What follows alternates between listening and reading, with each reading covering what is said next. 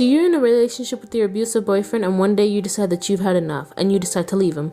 But little things like a door being open when you know that you closed it make you believe that he's still alive. And your suspicion proves to be right when you find out that he's created a suit that can make him invisible. So now he's trying to kill you and you're at a disadvantage because he can be anywhere at any time and you would never know. Can you kill him before he tries to kill you, or will he disappear into the night? I'll be breaking down the mistakes made and how to beat the Invisible Man.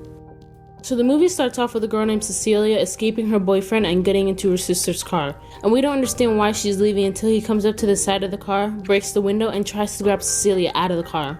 Right here, Adrian makes the mistake of thinking that he's going to be able to grab Cecilia out of the car.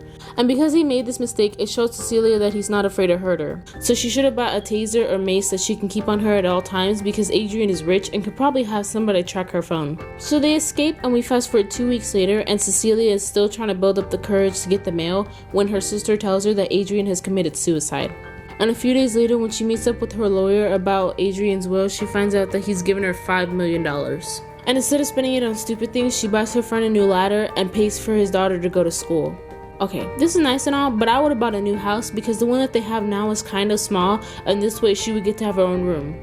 Later on, when she is sleeping, something, or should I say someone, pulls the blanket off of her, and when she tries to put it back on bed, there are footprints that keep getting closer and closer. At this point, I would have thrown the blanket over where I thought the figure was standing because then I would be able to see if there was anything there, and if there was something there, I would have tackled it to the ground and started punching it. But instead of doing this, she calls in James, who basically tells her that it's in her head and that she should move on with her life. The next day, she has a job interview and she sees that her samples are missing, but when she stands up, she feels faint and passes out.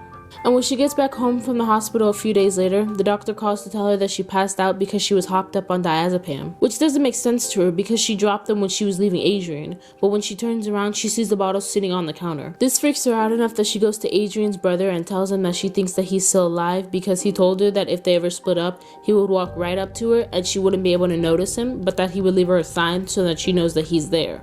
But he too tells her that it's all in her head and that she should let him go.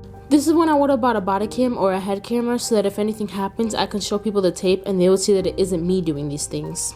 Cece, convinced that it's not all in her head, goes to her sister's apartment because her sister saw firsthand how crazy and ruthless Adrian can be, so she has to believe her. But her sister won't talk to her because of an email that was sent from her account that says that she wishes she died instead of Adrian. So she turns to James and Sydney, the only people who still might believe her. But when she and Sydney are talking, a mysterious force punches Sydney in the face, which makes them turn on her too. So now that she has nothing to lose, she decides to face Adrian head on and she evens the playing field by putting coffee grounds on the floor and standing in a corner. This is very smart because not only does she eliminate the risk of him coming from behind, but she would also be able to see him if he came into the room, and the coffee grounds might be stuck to his feet, so when he walks around he might leave a trail. But sadly, her efforts are all for nothing because when she calls his phone, she hears it ring from the attic. When she goes up there, she finds his phone and a text message from an unknown person saying surprise. Then she hears a noise coming from the attic ladder and not wanting to take any chances, she throws paint because if there's anything there, the paint will reveal it. When he runs off, she jumps from the attic and arms herself with a knife. When she goes into the kitchen, however, she sees that he's washed off all the paint and is now invisible again. Then he strangles her and throws her around like a rag doll for a bit until she goes away back to their mansion. And it's here that we find out that he is a suit that can make him blend in with his surroundings, aka turn invisible. So she hides the suit and when he gets back he throws her around some more until she escapes once again. And in the midst of all this, she decides to take this time to make up with her sister. And just as her sister starts to think that maybe she is telling the truth, Adrian slits Emily's throat and makes it look like it was Cecilia's doing. This is why a body cam or a head camera would have been necessary, because no one would believe her since she's the only one who could have done it. But if she showed them the footage, they would have to believe her. This gets her arrested and thrown into an insane asylum, where she yells at the wall and makes herself look even more insane.